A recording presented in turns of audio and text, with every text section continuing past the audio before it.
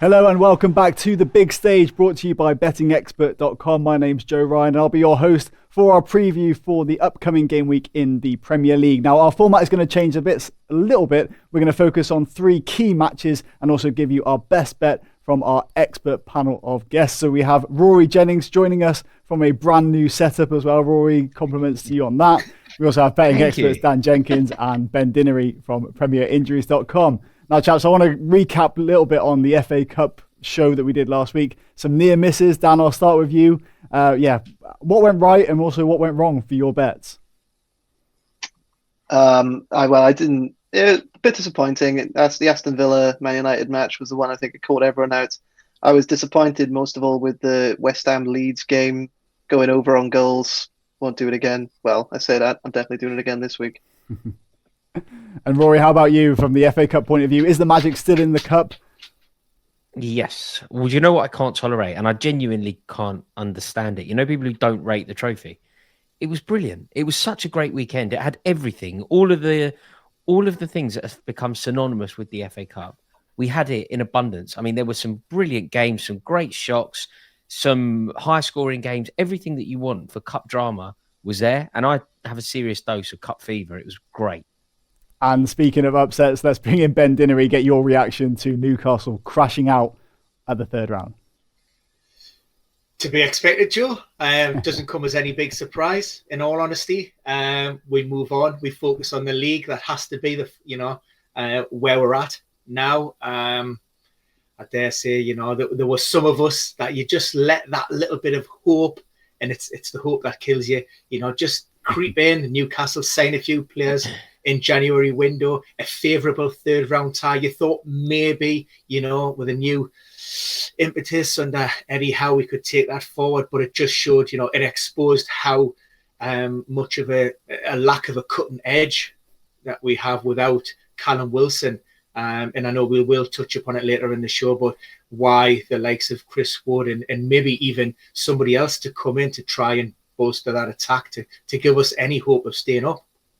Yeah, of course, we will get to that later on in the show. Newcastle-Watford is one of our feature games, so we will discuss whether or not Ben has Wood, if he's excited about Chris Wood coming in. I'm not sure about that. But anyway, let's move on to our first feature game, and that is going to be the big one of the weekend, Man City against Chelsea.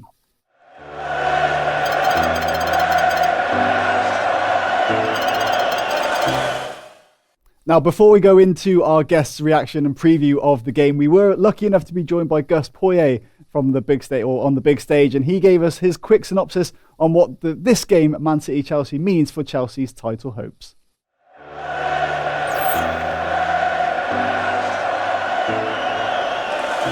Do you believe that your old side is still in the title race this season with how well other teams are playing?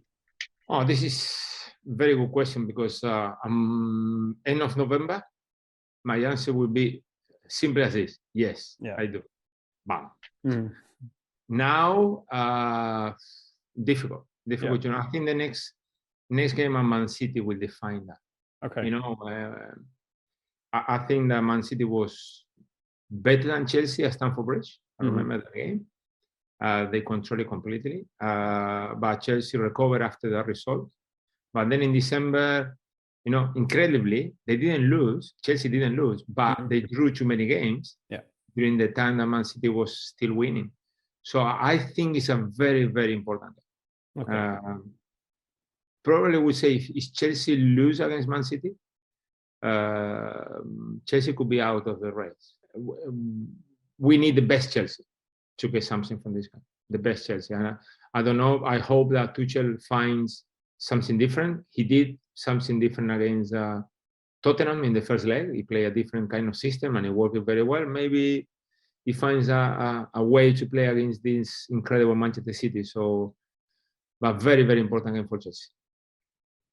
Okay. You cannot make a prediction. You don't I will go with Chelsea 100%, but okay. I mean, it's more a wish. Yeah. I hope, but we'll see.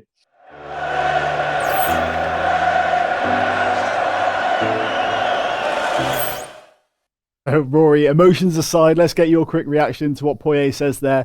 This is a must-win game for Chelsea, I'm sure, in your view, to define their season. Gustavo who? That's Gustavo Iscariot, if I'm not mistaken. Yeah, I mean, look, as much as I'd like to be really optimistic here, I think that irrespective of the result on this this weekend's game, I feel like Manchester City are going to be too strong and are going to win the league. Saying that, I do think that Chelsea are going to win the game. I think that Chelsea have proved that we have the beating of Man City. I think that the way that we play against City is the perfect way. And in the Tuchel versus Guardiola gladiatorial row, Thomas Tuchel comes out on top. You know, we beat them when it really matters. We've beaten them in the FA Cup. We've beaten them in the Champions League final. I think that Chelsea certainly have it in them and certainly have the minerals for us to win the game. I just don't think it's going to have too much of an impact on who ultimately is crowned champions in May. I mean, yeah, you look at the betting now, Chelsea are up to 25-1, even bigger in some places as well. So, yeah, if they even get a result, it's still probably a long shot for Chelsea to actually get something. But Ben, let's bring you in here as well with our injuries analyst and injuries expert. Which key personnel do you think will make a difference in this game? I mean, for Chelsea, you know, N'Golo Kante and Thiago Silva returned to the matchday squad in the AFL Cup on Wednesday night. They got minutes from the bench. So whether Thomas Tuchel feels that both players are fit enough to start this weekend, that could be pivotal. Of course, we know that Jorginho, Christensen, they're all managing ongoing issues as well. So that'll have to be careful. On the left-hand side, the absence of Ben Chilwell, that's massive. And of course, on the right, Reece James, he's also out, so there's no returners with regards to there. For City, I suppose the main talking point will be around Phil Foden. He was tested positive for COVID. That's resulted in him missing the last two. So even if he has returned to the training pitches, we know that it's a respiratory problem and, you know, it could affect how he's actually training. So there are no guarantees that even if he is on the training pitches, will he be in and around that squad? We will remain to be seen. Now, I don't think you touched on it actually, but we spoke off air about the goalkeeper situation for Chelsea. So, Rory, I want to get your view as well. Kepa, the world's most expensive goalkeeper. I mean, do you trust him? Do you think that he is good enough against this Man City side? Do you know what, Joe? It's such a weird one with Kepa because there was a time when I said that he was Chelsea's worst ever signing. And I truly believe that. Just in terms of how much he cost, the expectations, the fact that Courtois made way in order to bring him in, and the way that it had gone so stale. And the fact that we put him on, I think it was a 7-year deal at the time. It felt crazy, and it felt like we got it so wrong and panic bought because of what Thibaut Courtois did to Chelsea, forcing the move. We panicked and bought Kepa Arrizabalaga off the back of one half decent season in Spain. It felt like we'd got it wrong. And I would say that that's probably still true. I would say that Chelsea probably still got this one wrong, but not to the extent that I was saying before. Not to the extent that he is one of the worst signings Chelsea have ever had. Far from it. What he's managed to do, and this is also credit to Thomas Tuchel this season, is contribute significantly to Chelsea's season. So when it hasn't looked like he could contribute, when it was looking like it would all be Edouard Mendy, when we've needed Kepa Arrizabalaga, he stepped up and performed for us. Notably, he's already won a silverware this year. When we went to Belfast and beat Villarreal on penalties, he was the reason that we won the Super Cup. And he's had these various moments throughout the season where he has contributed, which has increased his confidence, it's increased his own belief, it's increased the belief in him from both his teammates and the fans. And I think now all he's got to do is bridge the gap that we're without Edouard Mendy. I think he can just about do it. That doesn't mean he's forgiven for the way that he disrespected the position and status of Chelsea manager when he wouldn't come off the pitch when Maurizio Sarri sacked him. He will never be forgiven for that, but he's doing a job at the moment, so I can just about tolerate him. And also shout out to Chelsea for getting to the EFL Cup final. Never in doubt, right, against Tottenham? Lads, it's Tottenham.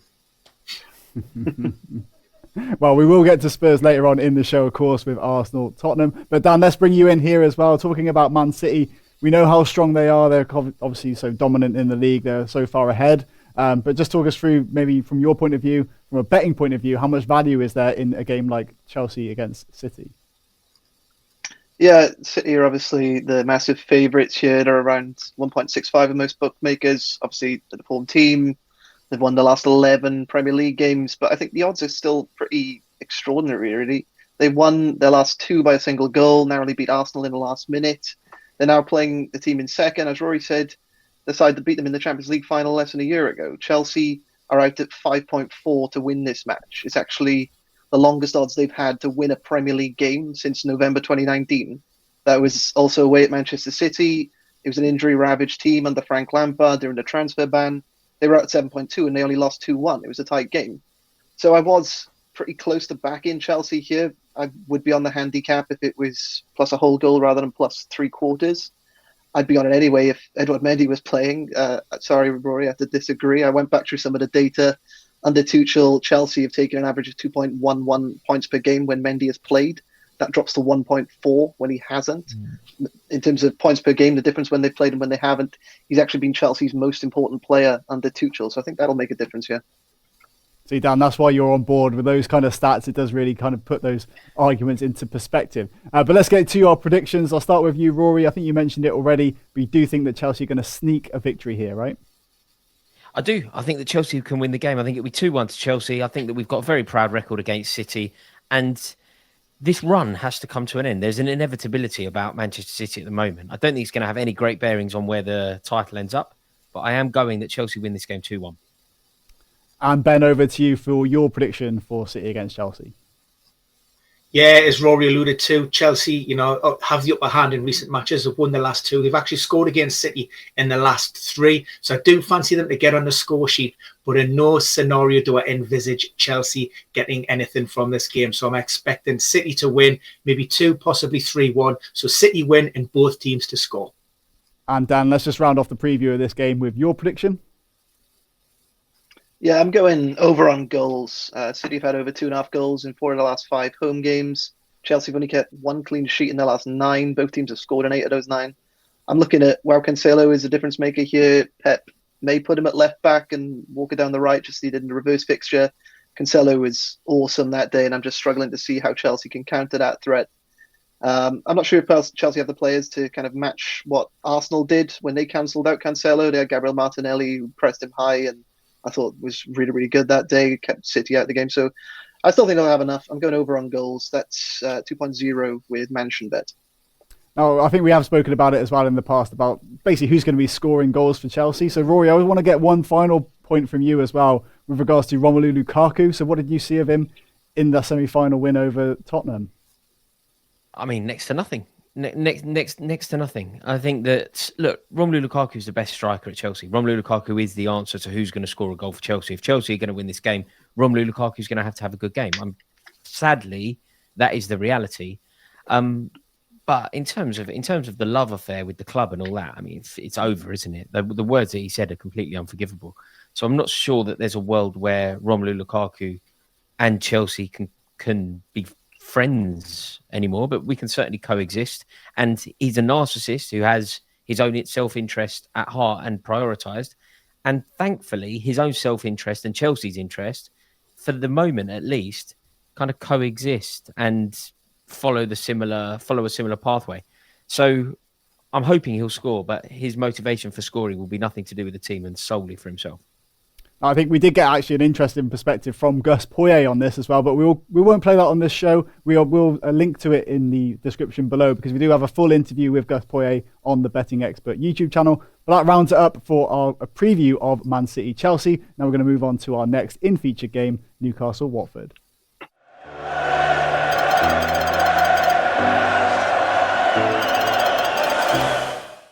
So Ben, I mean, we've alluded to some of the signings that Newcastle have made already. I mean, really, how inspired are Newcastle fans by Chris Wood going from one relegation candidate to possibly another? I think he'll do a job for us. By his own admission, he probably hasn't been pulling up any trees this season. He said he's been in a bit of a comfort zone, and by that fact, he's not been maybe had the motivation to go out there and impress and push himself week in, week out. The Chris Wood of last season, if we get that on Tyneside, then, he'll be a welcome addition to the squad. This isn't a short-term buy, in my opinion. He's a player that, if we do go down to the Championship, he will remain at the club and, he has performed well at that level before. So again, we're looking at this buy maybe with 2, possibly 3 years. I think he's saying a 2.5-year contract. So fully expect him to see out that. And look, it's better than what we've got. It's certainly what we needed in the absence of Callum Wilson. But look, more of a stopgap than, our maybe challenging for the Champions League somewhere down the line. I mean, you look at obviously the finances that have now completely changed for Newcastle. You look at some of the players that they're actually favourites to sign. I mean, here I've got like Aaron Ramsey, Anthony Martial, Chris was obviously done, Dele Alli as well. But any of these names kind of that stand out for you, Ben, as those are the players that we kind of need at Newcastle, or would you want to look elsewhere? Need or want? Look, very few, actually, probably. I do like Todd Cantwell. However, I think we're in a position where we can't afford to carry any passengers at this stage of the season. We need wins. We need players to come and hit the ground running. Todd Cantwell just hasn't played enough minutes for Norwich for me this season. Again, he was out on Wednesday night. He's sidelined due to illness. At the moment, I think we're in and around 400 minutes in and around this season for Cantwell. So that is enough. But I do like him as a prospect going ahead. But when you're linked to the likes of Aaron Ramsey, great. But as we always talk about, being an injury guy, availability is key. If he's only there for 50% of the games or less, what's the point? Aubameyang, would I want him in the trenches with me to fight a relegation dogfight? Absolutely not. Anthony Martial, I'd clump both of them together, keep them away from this club. These are not the types of players we want at the club. And almost, I think if there was any kind of inkling that they would come up to St. James's Park, it wouldn't be for the right reasons. The one thing that would be motivating them would be money. And, like I say, you wouldn't you wouldn't back those players to drag you out of that mire and get you out of that bottom three. So no chance. I wouldn't welcome any of them. Rather than Chris Wood, who's dreamed of playing at St. James's Park all his life. I tell you what, I would have Wood ahead of any of them any day of the week. Absolutely. I just can't believe that you've signed. Honestly, I just can't believe it. When you were hearing all the players that could have potentially gone to Newcastle, and this is the reality. Like, people were genuinely talking about Mbappe about 6 months ago. But this is a reality. We're a club that is struggling to stay in the Premier League. We've got some very poor infrastructure, training facilities. The squad itself needs a massive overhaul. The reality of the situation is at Newcastle, we will do very well to survive this season. And if we don't string a couple of results together in the very near future, we're gone. So, I think that the reality is you can talk about all of these players until you're blue in the neck, but nobody's going to come anywhere near Newcastle of that caliber. If they've got anything about them. So you're attracting the players for the wrong reasons if it's purely for financial. Well, that's it. I mean, at the moment, go on, Dan, you jump in. I was going to say, when Manchester City got taken over, they didn't go straight for Sergio Aguero and David Silva. They signed players like Shea Given, Craig Bellamy. They built the squad up, and I think that's what Chris Wood can do for Newcastle, is just kind of get a personality involved, directly weaken one of their relegation rivals. I think it's a pretty smart signing. And Rory, let's just get your perspective as well from, obviously, the Abramovich era when that came in. I mean, what was the feeling amongst the fan base? I mean, how ambitious should Newcastle be in these early stages? Well, I mean, we were led to believe that they were going to be incredibly ambitious, weren't we? We were led to believe that they were going to go for the jugular and try and win the league within 5 years and all that. And obviously, that could still be the case, I guess. But survival has to be the priority. But this signing, I'm not on board with the chaps here at all. And it doesn't feel good going against Dan because we know he is the oracle. But I'm going to have to stick to my principles. I'm so surprised with the Chris Wood signing. I think they've massively overpaid. I mean, £25 million for Chris Wood. He scored 3 or 4 goals all season. You're negotiating with Burnley. I just can't believe it. And do you know what I did hear? I don't know if you've heard this or if anyone can shed any more light. But I heard something very interesting. The narrative has been Newcastle United triggered the break clause, the release clause in the contract. What I did hear is that the release clause doesn't exist at the moment. The release clause actually comes into effect in the summer, which would kind of make sense. Burnley wouldn't want a release clause midway through a season. And therefore, Burnley have just taken the price here. Burnley just probably can't believe their luck and think they're going to pay 25 million quid. We're going to take this. And I know that the narrative, if you look at all the reports, it says that the release clause was triggered. But Simon Jordan did say he's heard that it wasn't, and it suits everyone to say it was. Obviously, it's good PR for Burnley to say that they've let their player go because of the release clause, etc. But I do think there is something at Burnley where Burnley are going, I can't believe that we've got 25 million quid for a bloke who scored 3 goals all season. Well, that's it. I mean, their prices are obviously going to be inflated as soon as Newcastle come in for a player. Well, we know that they can afford it, so they're probably going to inflate the prices even more. But yeah, I'd rather take 25 million for Luca Dean, for instance. We'll get to Villa as well at some point in the show, rather than Chris Wood. But anyway, that's my take. But anyway, let's get to the game. Newcastle-Watford. Again, it must win for Newcastle, has to be said. Newcastle poor at home, but Watford poor away. So Ben, talk us through the players that are missing for both sides and how you see this game playing out. Yeah, we've touched upon Callum Wilson. He's obviously a big loss for Newcastle, and we're hoping that Chris Wood is fit. He was forced off in the third round of the FA Cup last weekend due to a groin problem. And we've also had issues with regards to Jamal Lascelles and players at fullback, and also Isaac Hayden in midfield. He's undergone surgery that's going to keep him out for a couple of months at least. For the visitors, Watford, no fresh injury concerns or COVID cases at the time of recording. The big talking point of all of those players who are potentially returning to the squad, Emmanuel Dennis, a massive player for Watford. Of course, we don't know quite what's going on behind the scenes. The club refused his call up to the AFCON Nations, and then he was subsequently replaced at half-time, against Tottenham in the Premier League. Claudio Ranieri said he had picked up a little knock. Whether that's true or not remains to be seen. But Christian Kabasele is also back in contention following a return to full training. That Watford defence has been porous, and Ben Foster hasn't played since November. He's going to be in and around that starting 11 as well. All right, I'll bring in Dan here from the betting point of view. So we spoke before about the new manager bounce, but is there potentially something with regards to new signings? Like, do teams get inspired? I know Kieran Trippier and Chris Wood maybe not that inspiring for Newcastle, but could there be a lift? Has anyone ever said the word Chris Wood and inspiring together? That's called an oxymoron, isn't it? Like, I do quite like them as a duo. I think Kieran Trippier is obviously really good with the dead ball situations. Chris Wood is exceptional in the air. I think he's won more aerial challenges than any other Premier League player this season by a pretty good distance. However, I don't really have high hopes for the match. I can't call which way it's going. I just don't think it's going to be very exciting. So I'm going to go for under on goals. It may seem like not really a good idea. I thought that Watford's matches were usually exciting and high scoring. I had that perception for them, same as Newcastle, but it isn't really the case. Newcastle are below the Premier League average for the number of their games that have had over 2.5 goals. Watford are only slightly above that. I just think they'll cancel each other out here. Both sides missing key attacking players, as Ben said. I can see them both just sitting back a little, being afraid to lose. I think I've gone for a 1-1 draw in my score prediction, and I'm saying under 2.5 goals for my best bet. You'll get some pretty good odds for that at 2.10 with Bet365. Lovely. And Ben, your thoughts on this as our resident Geordie? Yeah, look, I am in agreement, but I'm taking a slightly different spin on this. I think 4 of the last 5 games have ended in exactly 2 goals. So I am going exactly 2 goals this time.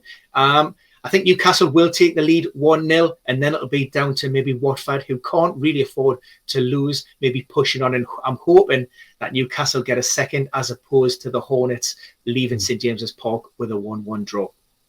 And for you, Rory, how do you see this game going? I think Watford win it. I honestly think Watford win it. I really do. Off the back of what we saw Cambridge United do to Newcastle last week, like, that's a historic moment. You know when we were kids and it was all Ronnie Radford and the Parker coats invading the pitch at Hereford. Boring. That's what Joe Ironside did. Like in 50 years' time, Joe Ironside's name is going to be like put into FA Cup montages. That's what happened. And if you can lose at home to Cambridge, who are having a terrible season themselves, by the way, if you can lose at home to Cambridge, you can definitely lose at home to Watford. Watford win 1-0. I hope. All right, great stuff. All right, well, let's move on then to our final in focus game. That is the North London derby, Arsenal against Spurs.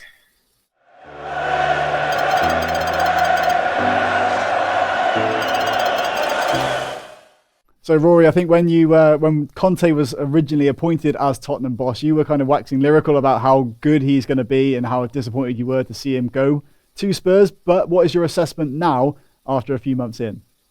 I mean, I certainly still feel like that. I still think Antonio Conte is elite. I think he's probably the 2nd or 3rd best manager in the world. So I rate him that highly. But I was slightly surprised about Tottenham in the 2 cup semi-finals. I think maybe it's a statement about the clubs, the way that Chelsea approached tournament football and the way that Tottenham approached tournament football. But they really got it wrong. And I also think it's fair to say that Antonio Conte got it wrong. I think the team that he selected was odd. But in the league, they have been a different proposition, haven't they? Yes, they were abysmal against Chelsea twice. They didn't turn up at all. But in the league, they've been pretty much perfect since Antonio Conte got there. They also rested players for this game against Arsenal. And if they win the game, I think some might say, I mean, I wouldn't agree with this at all, but some might say that the 3 points against Arsenal will be more valuable than a cup final appearance anyway. A cup final, they probably lose. So I think that we can't read too much into the 2 defeats to Chelsea. They were appalling, but I still think that Antonio Conte has enough to get one over on Mikel Arteta. I think Tottenham will win this game. And Ben, let's bring you in here as well with regards to the injury and illness ravaged Arsenal squad. I mean, just talk us through who are the key players that are missing and how do you see the game shaping up? Yeah, so of course we're speaking ahead of the AFL Cup semi-final tie, but I do understand that Granit Xhaka is with the squad. He has travelled, so he could be included on Thursday night. However, bad news with regards to Tomiyasu managing an ongoing cough issue, and also Emile Smith-Rowe. He's been a niggling groin problem, has kept him on the fringes of that starting 11 for the last few matches. I understand that those 2 players could miss out. And also, there are big question marks with regards to Martin Ødegaard. Now, he wasn't seen on the training pitches and he wasn't with the group ahead of this game. So, like I say, there's a little bit of uncertainty with regards to his availability. Of course, Mikel Arteta will hope that he's back on Sunday. For Tottenham, the big talking point, the only major talking point really, is the absence of Heung-min Son.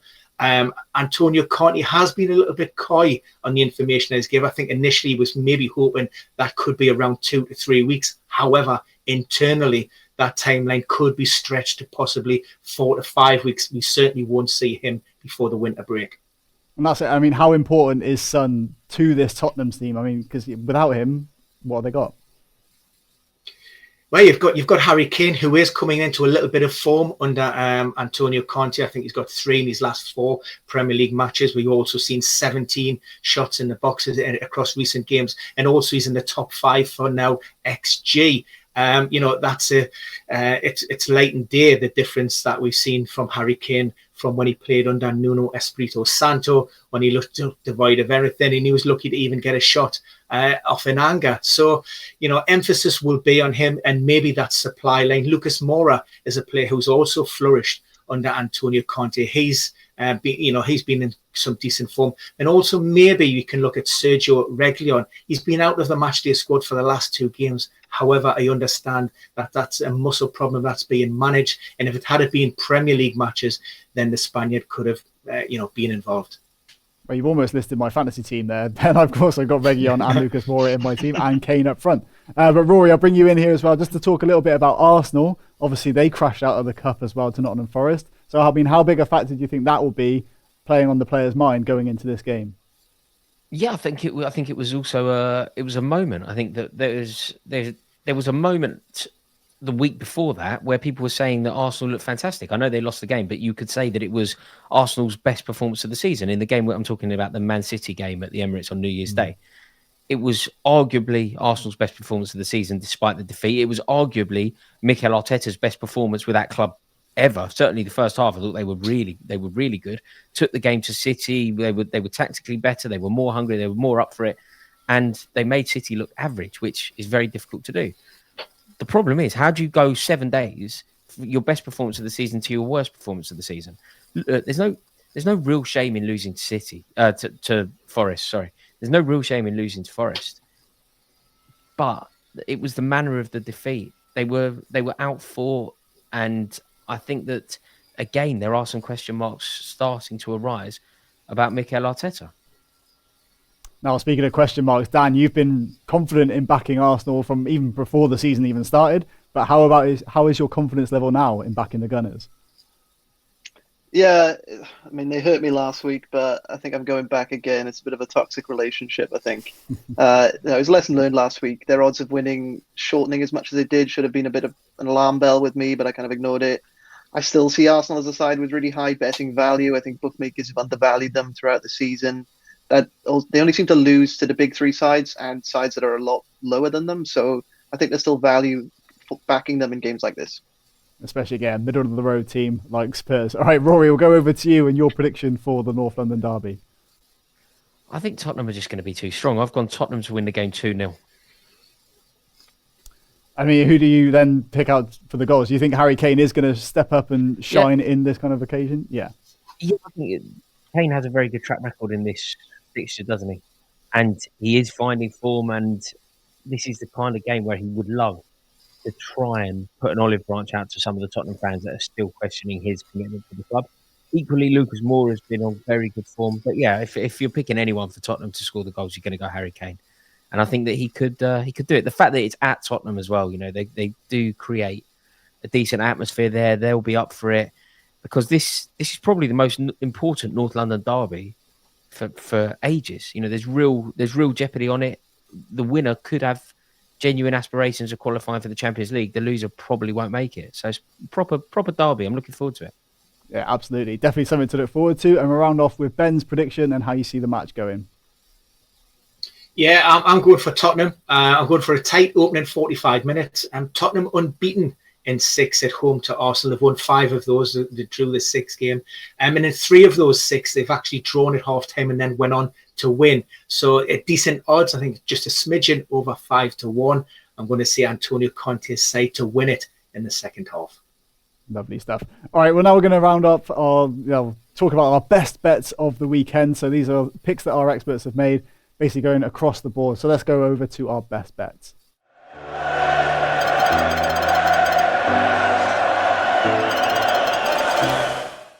So Dan, as our resident betting expert, I'll start with you. Give us your best bet for this round of fixtures. Yeah, I'm going for Crystal Palace plus half a goal against Brighton. That's 1.84 with Bet Victor. It's the Friday night game. I think the bookies have been a bit generous to Palace. Yes, they're out of form. They're missing some key players like Wilfred Zaha, who's at AFCON. But I think they've got some quality replacements coming in. Alson Edouard, Gallagher, Elise, and the returning Eze can come in. All really good young players. I think they do a good result. With my bet, you still win in the very likely event of a draw. I like that bet. I know some people actually have the early fixture as being kind of, say, never betting it. But does that put you off for the fact that it's kind of the early game of the round or not? Not really. Just don't do an ACCA. That's it. Yeah, you don't want the first leg to go down straight away. Yeah, exactly. Yeah. And Ben, you got a bet in the Liverpool-Brentford game. I do, yeah. The Bees coming off the back of a terrible result midweek at St Mary's. Southampton scored 4. I think it was for the first time in 78 games. And look, the Liverpool attack far superior to the Saints. Yes, Liverpool are going to be without Mohamed Salah, Sadio Mane, Naby Keita. They're all at AFCON. So who takes over that mantle? Diogo Jota, been in superb form since his arrival at Anfield. And 2 or more goals, you can get 6-1 for that. And I'm absolutely loving that bet. Great stuff. And now, Rory, you're going to make me very happy with your selection for the best bet of the round. Take us through it. Yeah, no doubt in my mind here. Villa beat Manchester United. I genuinely believe that Villa are going to beat Manchester United after what happened to them in the Cup. Do you know what it reminds me of a little bit? A few weeks ago we had Leicester played Liverpool. Liverpool knocked Leicester out the Cup. They then played each other in the league and Leicester got their own back. I think that history will repeat itself. And I think that Manchester United knocked Villa out the Cup, but Villa are going to get their own back. Villa deserved that victory. The better team lost. And I think that Villa will make amends, take 3 points on the weekend. And also, what do you make of the new signings? So Philip Coutinho, of course, and Luca Dean. I think it's brilliant. I think it's really good. The only thing that comes with that, and look, I think that Steven Gerrard is the man that can live with this. But there's now genuine pressure and genuine expectation on this side. I think that when you start signing players of Philippe Coutinho's quality, Lucas Digne is a player that has recently been linked with Manchester City and Chelsea. Villa need to start making some moves, start getting some results. But I believe they will. I think that we need to start taking Aston Villa very seriously. They're obviously a massive club. They're backed by, I believe, the richest family in Egypt. They've got a Premier League legend in charge, and they've got some brilliant players on the pitch. Who needs Jack Grealish when you've got Coutinho, as the song goes, eh? Exactly right. Perfect. Well, that wraps up our best bets for the round. But guys, let's bring up our picks for the round. So all of the fixtures from this round. Now, Dan, I want to get your view as well, because you're not sharing the thought that Villa are actually going to get the win against Man United. So why is that? I'm being a bit more conservative. No, I am backing them, but with a bit of a handicap. It was kind of 2 repeated fixtures from the FA Cup last weekend, this one and the West Ham versus Leeds. I really like my bets for both those games, so I'm just kind of sticking with them. I think it's more stubbornness than anything else. And if we just pull up the predictions again, Rory, I want to get your view on also, well, Brighton. You think they could actually get a result on Palace? I know your view on Brighton kind of flips and changes every week, but where are you at the moment? Well, I've seen that Aston Villa are potentially going to sign Basuma, which will massively change both my perception of Villa and also my perception of Brighton, because he's so integral to everything that they do. But I just think that, look, this is a weird... I don't really like to call it a derby because I don't think it is a derby, but it is an intense game, one that has a lot of passion. And I can't separate the two, actually. I've gone for a draw, just because I think that Palace generally have quite a good record, don't they, in this one? But I'm so impressed with Brighton that I can't see them losing. So I'm gone for a 1-1 draw in that weird derby. Well, yeah, you say about the derby as well, and it came up in our interview with Gus Poyet as well. He had to do some reading up on it. He didn't quite understand why Alan Mullery, rivalry was there. It's something from the 70s. Something to do with Alan Mullery. Or 80s. Yeah. Yeah, it's a long time ago, but yeah, we'll figure that out, and we'll it's see how our birds as well. I think it's like passionate about birds. Some prefer seagulls, some others prefer eagles. I know who I'd be backing in the bird fight. issue. It's all about the magpies.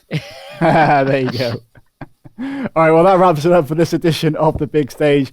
Ben Dinnery, Rory Jennings, and Dan Jenkins, thank you very much for your views and your predictions for this week. We'll be back next week to review how you've got on. And of course, if you are going to be placing a bet on any of our selections, we do ask that you gamble responsibly. And if you want to fancy posting your own tips, then head on over to bettingexpert.com, where you can win cash prizes for your tips every week.